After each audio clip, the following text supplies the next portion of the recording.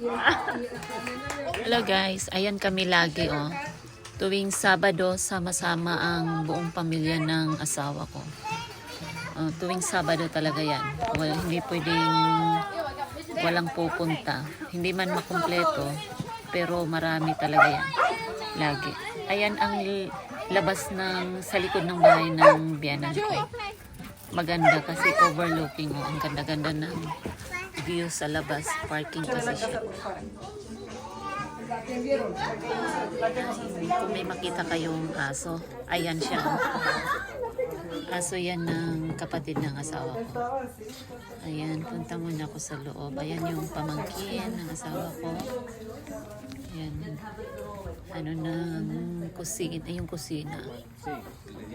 Ayan sa labas ulit para makita nyo. Kanina yan nung wala pa sila. Yung ibang kapatid lang yung nandyan. Ayan, ganyan. Ganyan ang aming buhay dito sa Japan. Ay, sa Japan? Hindi pala sa Japan. Sa Amerika pala. Namali. Nag-iisip pa rin ako ng nasa Japan. Ayan, yung kinarga ng anak ko is apo yan nila daddy, anak ng pamangkin. Ayan yung Christmas tree. Oh, daming laman. Kasi magbubukas kami sa December 24 na gabi. Iyan ang ano dito, parang nakagawian na. Sabay-sabay. Lahat ng mga regalo dito dinadala sa bahay ng biyanan ko. Ayan o, share ko lang sa inyo yung aming mga ganap. Okay.